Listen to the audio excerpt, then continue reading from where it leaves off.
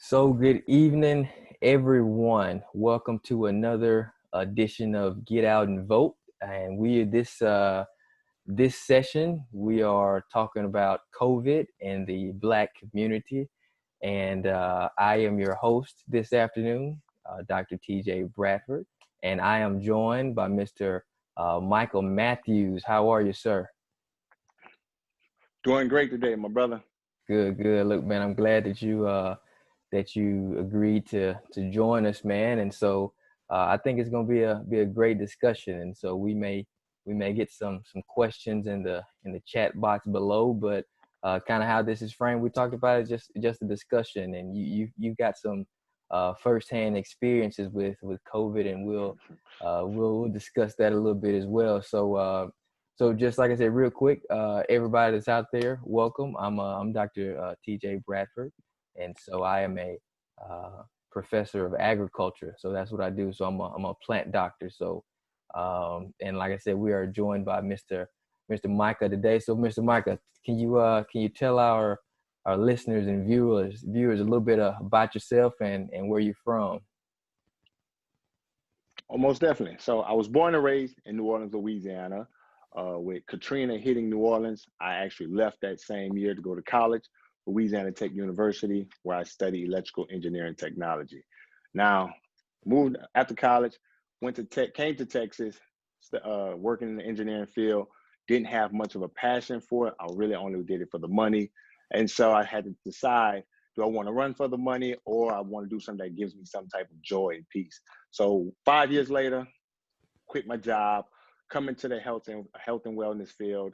And I've always had a love for fitness. I've always seen like our community, my family, most importantly, showed me what not to do so I won't end up in a situation that they were from a medical standpoint. Okay. So my drive for fitness was like, let me help some people out, because it's just continuously growing. And so that's how I'm got into the health and fitness realm. I got you. I'm kind of the same way. I grew up playing sports and all that good stuff, but I saw a lot of things in my family when it came to health and wellness that were not taught, that I didn't even think about. So there things that run through our family as far as health issues and stuff like that I just thought was a part of it. And so I didn't start taking my health serious until maybe 7-8 years ago. The importance of what's going on in my body. And most people don't think about health and wellness until they get sick. You know what I mean? That's Exactly. kind of the crazy part. But I had an uncle who is, man, he is like just fit, man. He's almost 60 years old, but he rides his bike 20 miles a day almost. And he put it to me like this. He said TJ, imagine that you got a car imagine your body is like a car. It's like 40 years old once you get 40 years old. Now, think about if you just start trying to take care of your body once you get 40. He said, that's crazy. He's like, you got rusted parts and all this kind of stuff. He's like, so that's crazy. So you have to continually take care of your body. Man, that was just like a light bulb to me. And and it just made sense. And so ever since that point, I was like, me being in agriculture, and plants and all that kind of stuff, I'm real conscious about, what goes in and how that affects our body and stuff like that. So so you were electrical engineering, and then you decided to get into the health and wellness. And so I know you mentioned kind of your background with that passion. So what kind of keeps that passion fueled and keeps it going? Well, for me, it started off, I always wanted to look good, like play sports. I just wanted to look good. So having muscles, like being in shape, it draws the attention of women, of course. And so I was all about the ladies, early 20s, Yeah. And so as I grew older and saw that my family members, the people I loved the most, and just strangers that I knew passing away from just illnesses that are preventable. Yeah. And so I focused on, I'm a certified personal trainer, and I have a specialization in performance enhancement because I was going towards sports, helping out schools and teams. And so, but as I was doing that, my heartstrings was pulling me towards obesity. I was like, we don't have enough knowledge about obesity going out. Yes, people hear about it when they go to the doctor, but is anyone talking about obesity and combating obesity in our community? Not at all. I haven't seen one. I even looked up some conferences and I don't see them. Only people talking about it are physicians and doctors like that. But there's no one out here, as far as from a fitness standpoint, really talking about obesity. And so you see so many trainers, they talk about, hey, let's lose weight. But I like to go in deeper on weight loss. Like, what's causing the weight loss? Like, what are you consuming in your body? Like, there's always a root cause analysis that can be created for the condition that we are in. And so I walked away from the sports specialist, and I wanted to focus on obesity. I wanted to see, like, what can I do to help turn around this disease of obesity, because it's going rampant, especially with COVID going on. It's like people are just continuously growing in size, and their condition with their health is just continuously declining. So that would push me 2 years ago to really just focus on obesity. Okay. And so how does that translate into kind of what you do and what you see now, just in far in general in the African American community? I know you mentioned obesity, but when you have clients that come in, or when you talk to clients and consult with them and, and help them, how do you see that transforming kind of in the future? So I believe now, with the COVID and everything going on, I believe in the future, everyone's going to be focusing on internal health, because we care about, I believe the society has us conditioned to be like, oh, enjoy your body, love your body, and I'm all for that. But I believe that's we settling for unhealthiness, because what happens is we love our curves, but I think people have a misconception of what curves and healthy curves are. I got you. And it's a tough subject to talk about, and a lot of people don't want to talk about. But I'm all for it, because we have to self-assess and see who we really are. Because being curvy can be a lot of different things in our community. And you know that. So yeah. What it leads to, people being comfortable and being stagnant with unhealthy living, and having curves, but also having excess fat in the midsection, which leads to these chronic diseases that are affecting us. And so for me, it's like, right now, I have to put that word, I be that voice. No one else going to do it, be that voice right now to kind of share that information with everyone. I got you. No, I mean, you're right, because, we are in a society where we want to be accepting of everybody. Yes. And everything. And I do think it's important to be body positive, to make sure that you definitely love your body, and love your looks, but also to be conscious of how that affects maybe something else down the road. You know what I mean? And yes. So that's, I think that's spot on, man. But you mentioned kind of obesity and COVID, and that's kind of here what we're talking about, just kind of COVID in general. And there's been a lot of data that has been showing that, COVID is, people are contracting it, I mean, at the same rate, but it's affecting the African American community, and it's hitting people of color a lot harder when it comes to, comorbidalities, things of that nature, and these compounding effects that after you contract COVID, then since you have these underlying health issues, that it's more destructive in African American communities. So can you speak to that a little bit, as far as how kind of things that you're seeing, and how do we look at that and maybe combat that a little bit? Okay, so the first thing is, you have to understand that African Americans, and I'm going to put it into an age group, ages 40 to 59, 49.6% of that age group is obese. That's half of the people in the age group are overweight, obese, and it was severely obese. So that means they can still be overweight. The rest of that percentage can still be somewhat overweight. So that has to ring some bells in your head. And what that says is, it sets you up for heart disease, stroke. And we as Black individuals lead number one in heart disease, death from heart disease and stroke. We are second behind Hispanics with diabetes. And so you have to think, how is this affecting us so much? Why are African Americans passing away from COVID so quickly? It's because we are leading in the worst areas of health. We have too much fat on our bodies, honestly, because it causes us to have hypertension, high cholesterol, and all this does is puts us on a path to heart disease and stroke. This is why they're passing away so often. because they can't fight it off because their immune system is broken down. And if your immune system isn't working to the point where you can fight hypertension, high cholesterol, what happens is that when you catch COVID, because I had COVID, when you catch it, your body isn't strong enough to fight it off. So it's going to tear you down regardless. Like it's almost a losing battle for you because these pre-existing conditions that are preventable, no one wants to talk about them, like you said, until we end up in the hospital. Then we care. Then we want to focus on, let's do something about it. But the real work starts prior to you getting those pre-existing conditions. And sadly, I'll give an example real quick. If you think about the movie Soul Food that came out, Big Mama making all the food, she passed away because of diabetes. What did they eat every Sunday? Sunday dinner.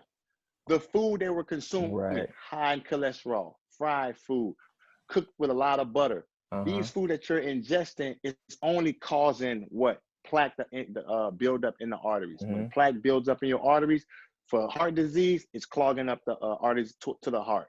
So as that plaque builds up on top of it, your white blood cells are coming to attack it, but they coat it and try to remove it. But since it's building on top of it, it oozes up to like this little fatty substance. And what happens is the white blood cells are sitting on top of the plaque.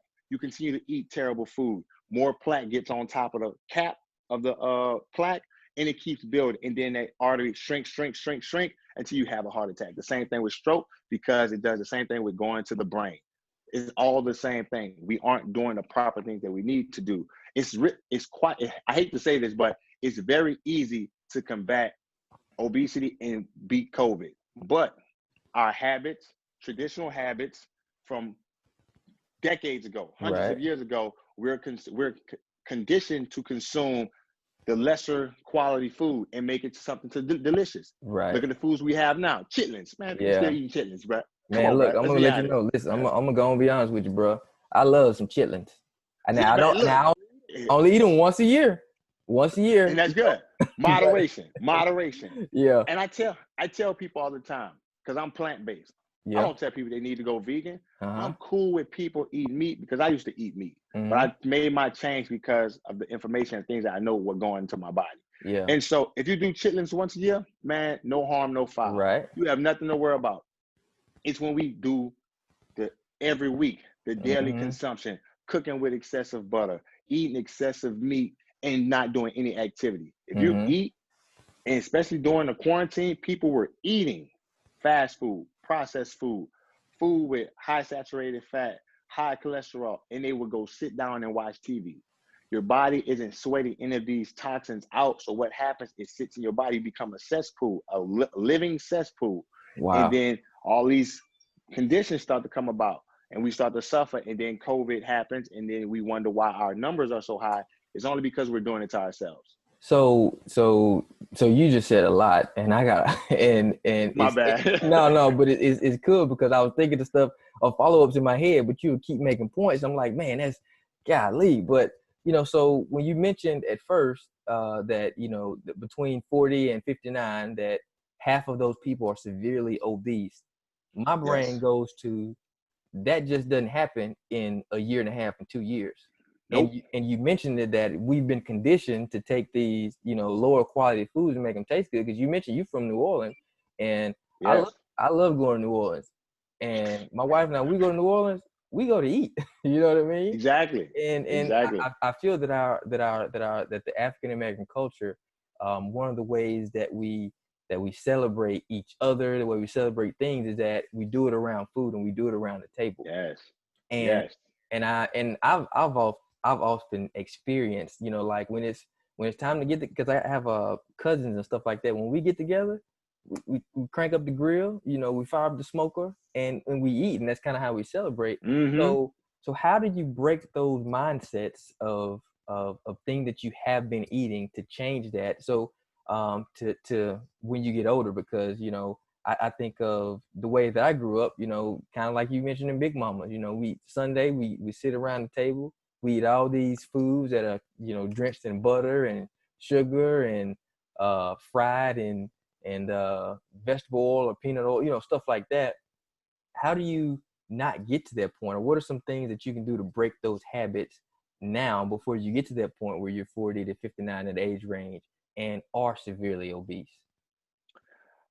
In my mind, I see Mhm. it as everyone under the age of 50 needs to start. Anyone with kids, young kids, it starts with them.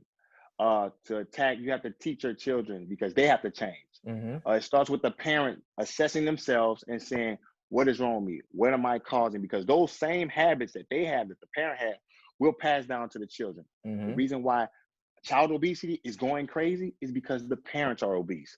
Wow. Children can't become obese unless the parent is feeding them food. They don't have money. They Right. can't go Right. nowhere. It's Right. the parents causing the ailments to the children. So it almost seemed like, man, it almost seemed like child abuse because Mhm. you're killing the children with the food. So Wow. the parent need to check themselves first.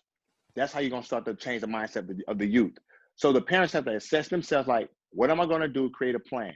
Go to the doctor. This is where black men come in effect the most because why? Black men don't go to the doctor. Yeah. Black Yeah. men are afraid to go. Like Afraid I to go was to the that way doctor for some until like I reason. was 26.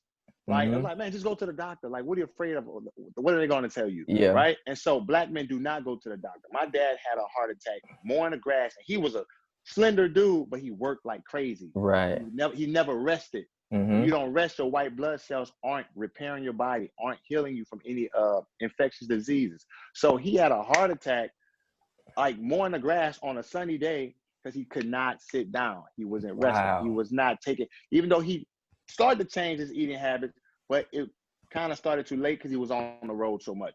And so what happens, anyone can be affected by it because you could be slender and still eat terrible, you know? Mhm. No, that's So true. That's true. exactly. So think about CT Fletcher, bodybuilder, had Mhm. 3 heart operations, from eating McDonald's every day, you know? Mhm. So so that's what men need to do. Go to the doctor, find out your condition, accept what they're telling you, and make a plan. Seek help. How can I combat obesity? Because information does change your situation. If you Right. don't know you're sick, you're not going to do nothing about it. Mhm. If there isn't something saying that you're going to die tomorrow, most people won't change. Yeah. People that get cancer, they're like, well, I already have it. I'm going to just keep smoking, let it go. So you have to have the mindset of saying, I want to change. I want to live. I want to live for something more than myself. That's the only way the mindset really changes. Like I said, for parents, the children can be that mental change for them. Mhm. But individuals, from people who don't have kids, they really have to decide, do I want to live longer? Do I want to have a better quality of life? It has to be something on that scale because just living and thinking, I'm just going to change, it won't happen because you've been conditioned, Right. and black men just need to go to the doctor and just Yeah. find out what's up. Yeah, because I grew up on a farm, and I grew up where my dad was out working all the time, like he's a big muscular burly dude, Yeah. and we didn't find out that he had certain health conditions until Mm. his appendix burst. You know what I mean? And he ended up in the hospital, and that's when we started finding out all these type of things, and so my mindset started to shift and change, and was like, I don't want to have to do better. You know what I mean? I don't Exactly. want to get to the Exactly. point where I have to start to make changes because I have no other option. And so Mm-hmm. even when you mention, kids and stuff like that, I have a little two little ones. I have a 3-year-old and a 8-month-old. But the 3-year-old, we're kind of picking up that she likes things that most kids probably wouldn't like because she's probably seen us eat them. Yeah. So she likes carrots, and Nice. we'll cut them up and she'll eat carrots, and she likes broccoli. She calls them trees, little trees. And so and those kind of things get me excited. And then I was telling my wife one day, I was like, it's crazy because she's gonna do what we do, and Exactly. and one of the things is so one of my guilty pleasures is Pop Tarts. I love Pop Tarts, man. Like I get a pack of Pop Tarts and I'll probably eat, one every 2-3 days or something like that, just as a mid snack before, I eat something big. And Yeah. she had never had Pop Tarts until maybe 4 months ago. Mm. And now she loves them. But it's all because she's been introduced to them. Ice Exactly. ice cream, she's probably had ice cream one time in her life. You know what I mean? Because so I have a milk allergy, so I'm lactose intolerant, so I don't. So we Yeah. do the almond milk and stuff like that. So she's never had ice cream. She's had it one time, so she doesn't know what she's missing, and things like that. And so I'm just like, man, it's crazy how when you start those habits young, that Yep. that they kind of stick with you. And one thing that we got her on that, you know, I find really irresistible is just McDonald's French fries, man.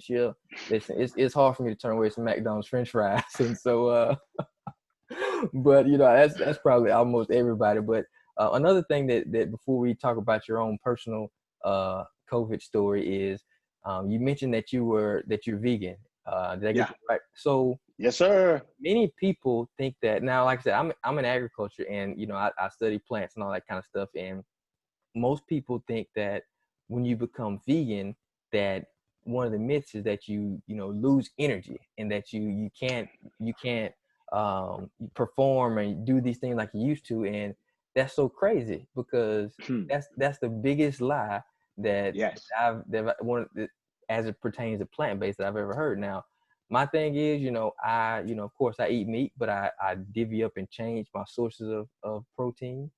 So it Yeah. can be chicken one day, it can be beef, lamb, you know, fish, and all those type of things like that. So I keep a variety of those type of meats. But can you speak to being a vegan, and someone who doesn't want to go completely vegan but make those changes in their diet so they can be healthier? What are some things that they can do, and just either on small or large scale, that they can start to implement daily to kind of make those changes?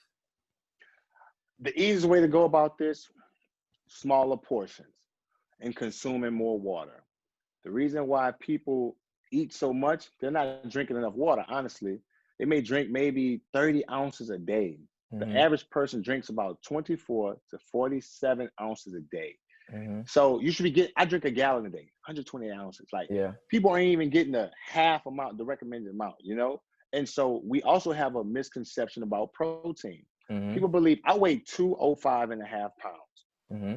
I consume about 49 to 70 grams of protein a day. And that's because the way I lift weights. Okay. A person who works out maybe 2 to 3 times a day, or not at all, don't even need above 60. Don't even really need above 50. Okay. Because protein, people need to understand, what is protein for? It's to repair muscle tissue, Mm-hmm. organ tissue, repairing your body. People think that protein is going to help them. Oh, I'm going to just drink this replacement shake. I have protein and do no activity, and wonder why they're gaining weight.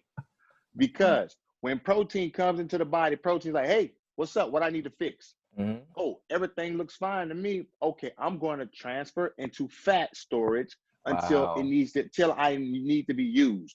So, okay, you have this excess protein, you urinate some of it out, and then you have fat storage. And now you're just building fat on fat on fat. Your Wow. body like, well, we not working, so I don't see a reason for me to do anything. And Mm-hmm. so this is why I think a lot of people was trying the keto out, because it's low carb, high protein. But if you're doing low carb, that's where your energy comes from. So if Mm-hmm. you're tired, it's because you're probably not getting enough carbs in your system, because it breaks it down as your fuel, you know, like those type of sugars. And so it forces you to turn your fat into fuel, breaks it down into sucrose for you to use as fuel to get throughout your day. That's Mm-hmm. why it's effective, because their insulin level is so low, and they need to keep breaking down fat to create that energy source. So being plant-based, I don't have a problem with energy. I'm wired all day. Like, bro, like I'm up at 4:30, like Monday through Saturday. I'm wired all day. Yeah. I go to sleep at midnight half the time. And it's because, like, I'm always on the move. I'm always on the go. Now, I will say this: in a plant-based diet, you don't get an adequate amount of B12. Mm-hmm. So you do need to get a B12 supplement, Okay. or have foods, supplements that you can put in your food. That's what I learned when I first went plant-based. And so outside of that, I've never been exhausted where I just don't have energy. I have way more energy than I had when I was eating meat. Probably because I Mm-hmm. was eating terrible food at the same time. I was a big Gotcha. fan of pizza, like Papa John's, Domino's, Yeah. burger spots. That was my thing. Because I'm like, I work out so hard, I didn't see a reason why I had to eat certain food. As Mm-hmm. soon as I went plant-based, man, I'm lifting heavier. Like, I'm not having aches and pains in my joints. I'm thinking clearer. I can Mm-hmm. sit still if I choose to, because my body is calm. I'm being fed from the sources of the earth. So when Gotcha. I have all these chemicals coming into my life, it's like, okay, that's when they really should be tired, because I Right. don't see how you have energy when your body's trying to fight so many pesticides. Right. right? Your Right. body's going in overdrive unless you're getting real organic grass-fed cattle, meats like that. So I don't believe anyone when they say being plant-based doesn't give you energy, because I'm living proof. Mm-hmm. I go 100 to 1,000 real quick, so just, I will always tell them, just get a B12 supplement, and don't do so much protein. You don't need that much protein. If you don't have energy, get you some complex carbs to fill Mm-hmm. you with energy, not those empty carbs like people get. They eat candy, snacks, and stuff like that, all that Mm-hmm. processed food. Get you Mm-hmm. some real, all natural fruits, some sweet potatoes, get you something like that to put carbs in you and to give you that energy. Yeah. Eat more plants. You'll Yeah. feel better. Listen, man, I tell folks, because like that's in my community, the ag community, that's kind of the big debate, organic and this and this. And I tell people, listen, first of all, regardless of my area of research and that kind of stuff, you do what your gut tells you to do, right? Yes. You do what your gut tells you to do. But I tell people that the more processes that it takes to get the food from the farmer to you, that's where the issues come in. Because like I said, Yes. because like I said, we have a farm, and if you can come to me to get your produce, guess what? There's only one transaction, right? Mm-hmm. And I don't Yep. have to do anything, or I don't have to pick it before it's ripe, or do all these other type of processes to get it to the store to you. You know what I mean? And so Yeah. that's why I tell people, I say, hey, I advocate, buying local, because if you have something that's local, then it takes that process out of there to where once it gets to you, it's still fresh. It still has good quality, but no, that's good stuff. So what about exercise? Like, what are some things that people can do? People don't have to be, bodybuilders or anything like that. So what are some things that people are looking to increase their immune system to be able to fight off, if they contract COVID, or just kind of protect themselves from COVID? What are some things that they can do, and some healthy measures that they can just start doing almost instantly? My favorite acronym is like my word, JAM. Okay. Just a movement. Just a movement can change your life. Just a movement can save your life. Get up off the couch, get up Mm-hmm. out of your chair, go walking. Mm-hmm. Allow your body to get active. Get out into the sun, get some vitamin D, natural sources of these nutrients and vitamins and everything that you're missing, that's you probably have a deficiency of. You need to get Mm-hmm. outside and get that into your body. Drinking more water. If people just got up and walked 1 mile a day, 1 mile a day, and ate fairly healthy. I'm not saying they have to be plant-based. Eat fairly healthy with proper portions. They'll start to see They'll start to see weight drop, because now Wow. their body is now picking up its metabolism. Because like, hey, we're doing motion. If we're doing motion, we need fuel. So we need to break down this fat that's in us, create more fuel. Oh, we got some food taken in. We're going to take what we need, take the nutrients, the minerals, discard the waste. Less processed food and getting active Right. outside. You have to allow your body to sweat, Yeah. because sweat only causes. Sorry about that. Somebody was calling. Get out of here. So sweat causes put you in a position where it's going to remove toxins out. Mm-hmm. So just like I was saying earlier about being a cesspool, it's like you're creating a drain for the cesspool. I'm sweating out. You only get rid of waste between 3 ways: defecating, urinating, and sweating. Wow. Right? So it's like, how is it leaving your body? Yeah. How is the food that you're about to consume going to leave your body? You think about that. Certain foods take much longer to break down. If you're not getting enough fiber in your system, what happens? You're clogged up. Mm-hmm. Clogged up in a bad way. If you're not going to the restroom to defecate at least, my opinion, 3 to 6 times a day, you're not eating enough fiber. Wow. 3 to 6 times a Bro, day. I put in twice the amount of fiber that they say that's recommended. And I mean 3 to 6 Wow. times a day, depending on the meals that I prep for the week. If I Yeah. made something if I did like beans or whatnot, but if I did a lot of vegetables in Mm-hmm. my meal prep, oh man, 6 times a day easily. Easily, bro. Wow. Easily, because now my intestines are lubricated, because while I'm Mm-hmm. drinking water and I'm getting stuff in that it can break down, digest, and discard. But if you're eating consistently food that's going to take much longer to break Yeah.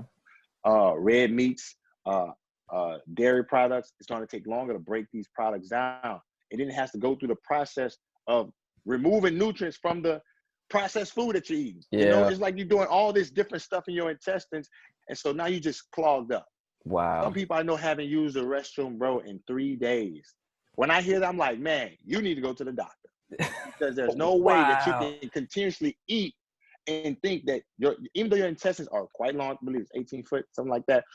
So even though you have a lot of intestines, but you have food that's just sitting there, nothing's happening. It's not breaking down. It's not doing it. It's just a clot.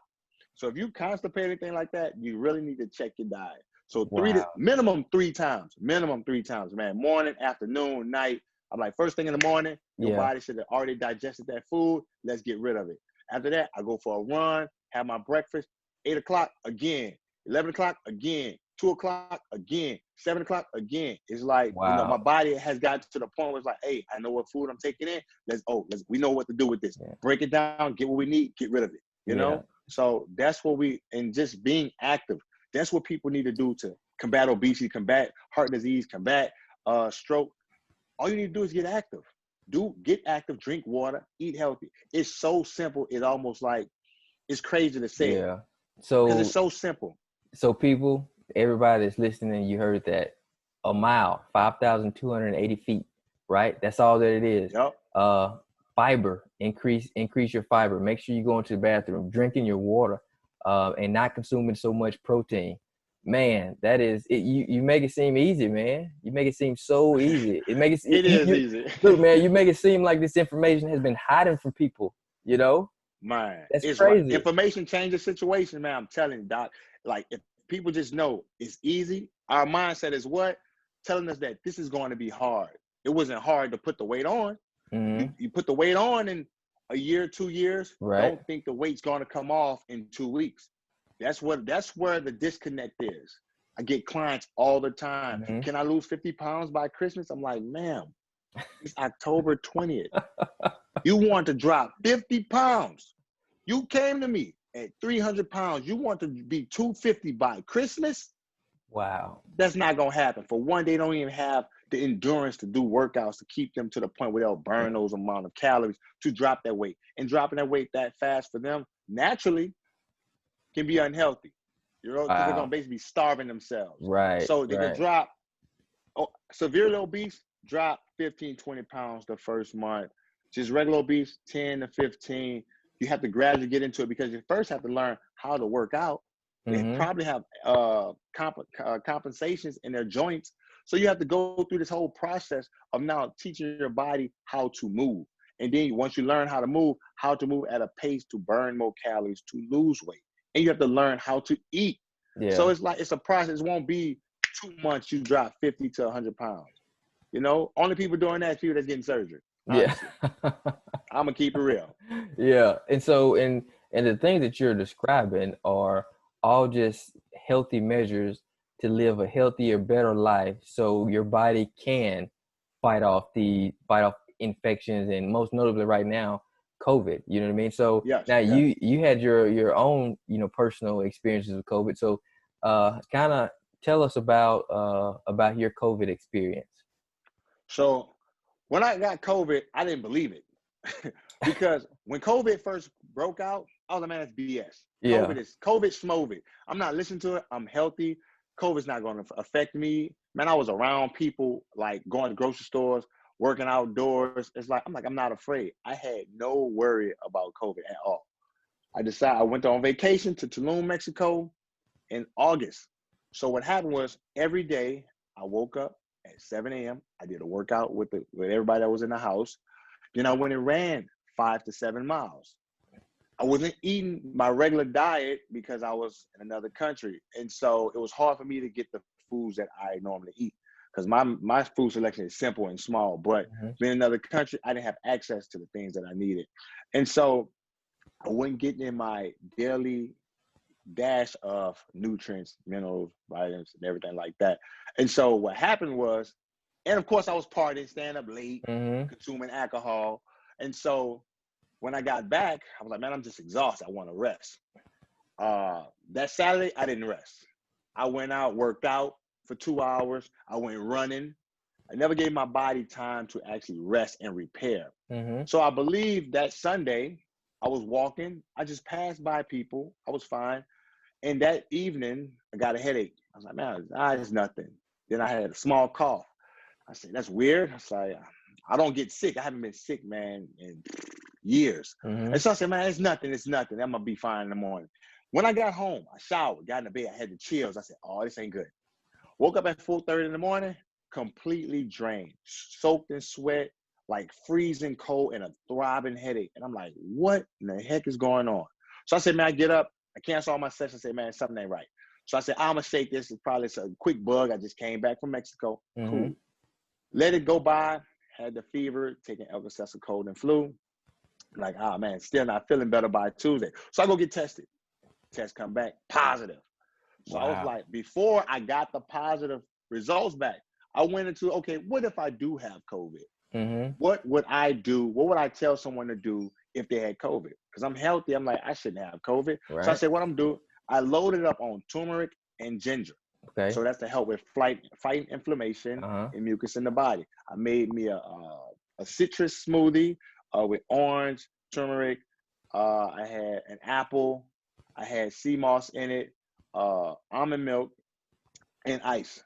And so and chlorella and spirulina. So I had that every day. It was helping me out. I consumed a lot of water and I allowed myself to sleep. So by the time I got the results on that Thursday that I was positive, I said, okay, no problem. But by then, so this happened Sunday night. Mm-hmm. I went and took the test Tuesday.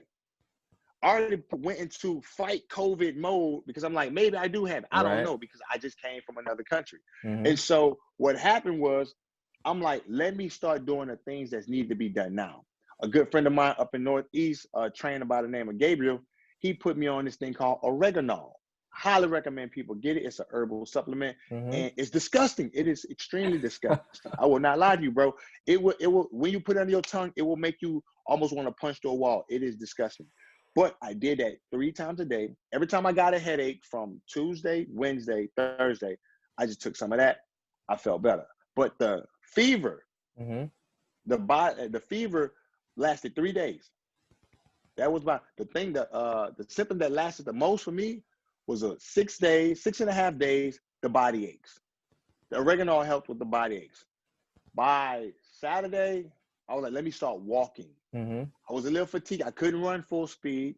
My body was still trying to recover, but allowing myself, I was sleeping about 12 to 14 hours a day from Monday to Thursday. Wow. Because I know I wasn't sleeping at all in Mexico. I was averaging 2-3 hours of sleep, and I was working out twice a day and not eating the proper foods and still drinking and still partying, ripping and running. It's like I exposed myself to COVID, honestly, because if you don't rest, you don't let your body repair, what happens is your body goes into sleep deprivation. If you're not getting sleep, your white blood cells aren't going to be acting as they should, tip-top function of fighting infectious diseases. So now it's trying to fight COVID off, but also it's trying to heal my body because it's not resting. Right. So it's doing multiple things at once. And so you can only imagine my body's like, oh, we got to shut down. We got to make him rest. So allow this stuff to be overwhelm me, force me to sleep. That's all your body will talk to you. My body forced me to rest. And so as I'm resting, I'm healing through the process. I'm sleeping, my body goes into repair mode, and it starts to fight the COVID disease. Now what happens is, now put that same situation, I'm gonna get back to the story, put that same situation on someone who has pre-existing conditions. That's what I was just about to ask you. If that's how your body responded, imagine somebody who's not in shape, somebody who's not been doing that. Those symptoms. Wow. Crazy. Your white blood cells are like, okay, we going here, we attacking this. Oh, wait, we still have high blood pressure. Oh, wait, we still have high cholesterol. Oh, wait, we still got trying to fight the arteries from getting clogged. Oh, snap, COVID's here. Oh, we burnt out. We burnt out. So what's going to happen is your immune system is going to continue to just decline. You end up on a respirator. Continue to decline because you're not resting. You can't breathe. Continue to decline. Eventually, sadly, death. So when people need to put this in their minds that, hey, man, like, I'm not already taking care of myself, so I'm highly open to contracting this disease. And so what I did after I went through that, I got better. I just stayed consistent and disciplined to consuming oregano, putting the turmeric, ginger into my system, drinking plenty of water. I started walking, getting some sun. You definitely want to get fresh air. Conventional air, cool, but you need to get fresh, healthy air. Mm-hmm. Get outside, get some of that vitamin D from the sun. And with the winter approaching, Right. sun won't be out much. This is why COVID is going to probably be bad come the winter. So people really need to get active right now. And so that was basically what I went through. The headaches, I didn't lose no taste. I didn't lose no smell. So I felt like my COVID experience was easy Mm-hmm. because, like I said, the worst part, the fever was over in 3 days. The Yeah. body aches was gone in 6 days.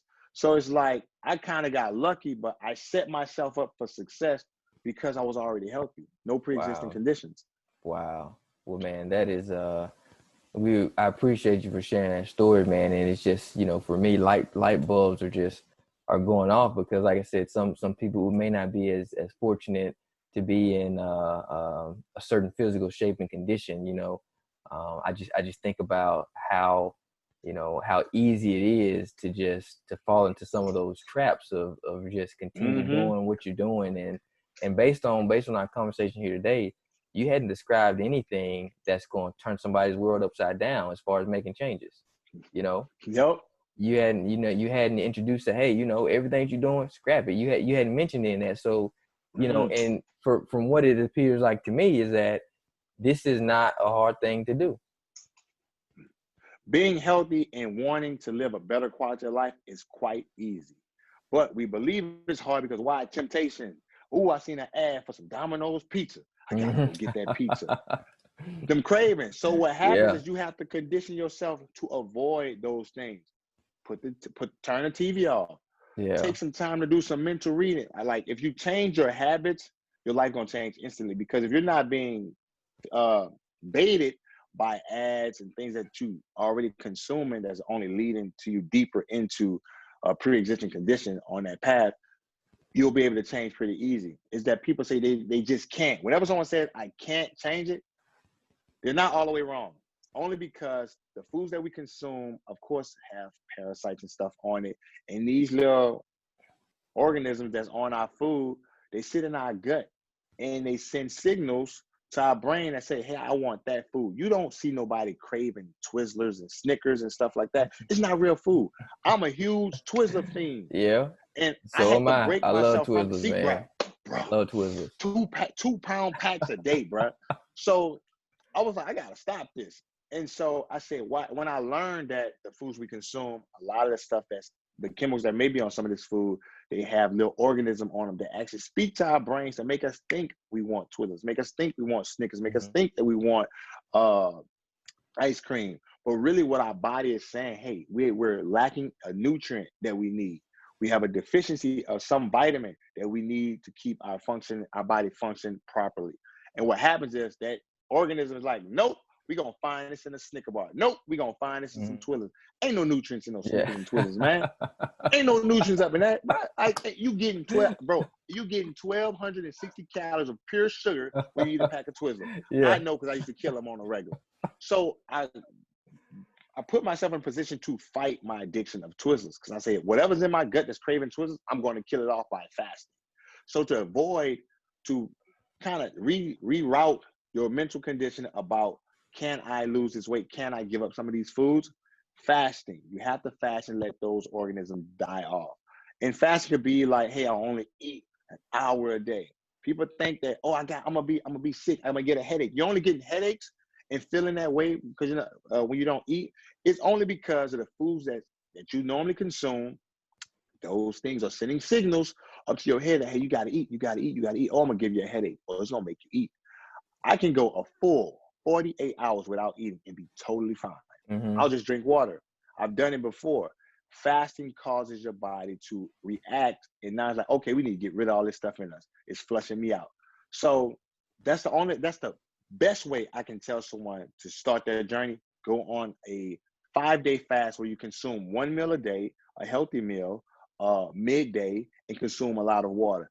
It may be tough for many people in the beginning only because they don't want to really do it.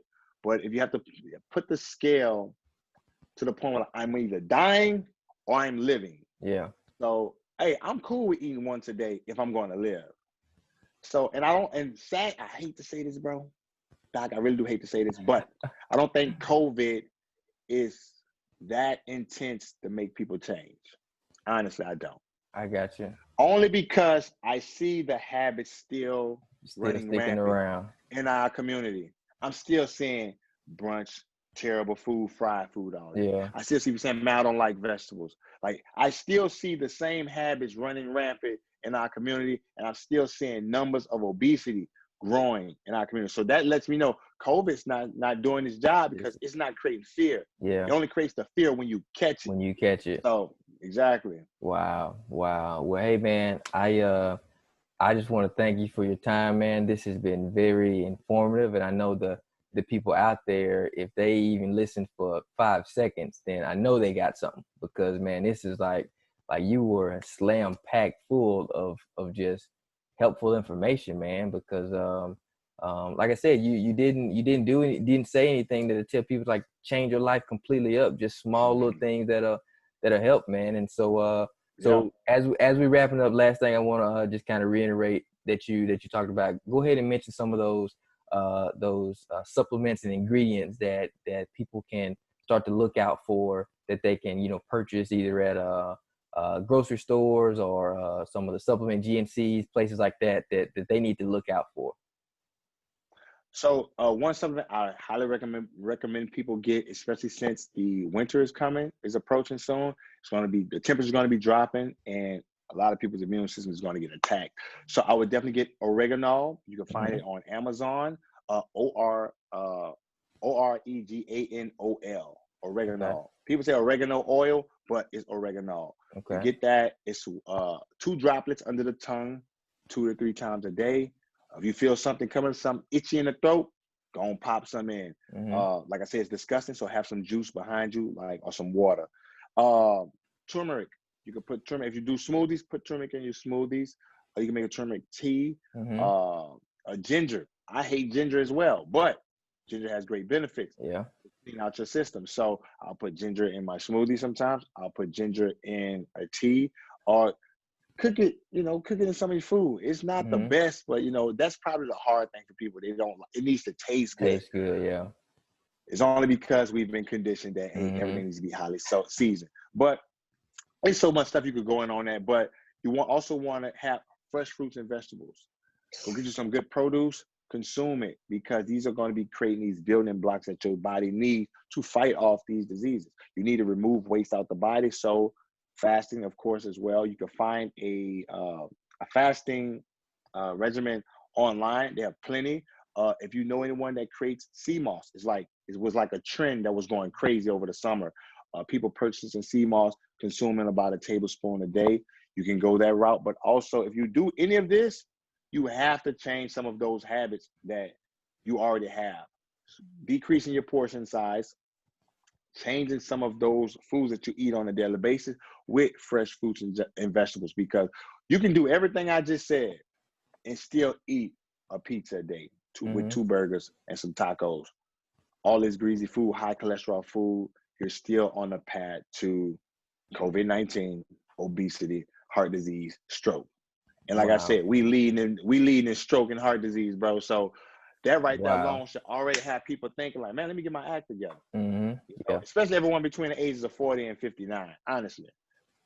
Wow. Well, man, those are some real good nuggets, real good tips. And to everybody that's out there, we thank you for joining us. We hope that this was informative. Micah, if you got an Instagram, you go ahead and shout that out so people can follow you to get some more tips and stuff.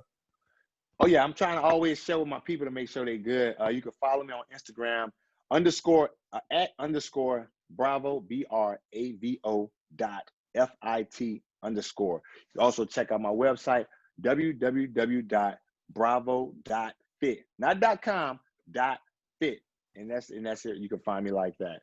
If you got any questions, anything, feel free to reach out to me in the DM. I'm always trying to share information just so we get this word out to start to transform this mindset about obesity. Awesome. Well, hey man, we appreciate your time, and stay tuned for another episode or another instance of how get out the vote. So hey man, we appreciate you, man. Thanks for having me, bro. Yes, sir.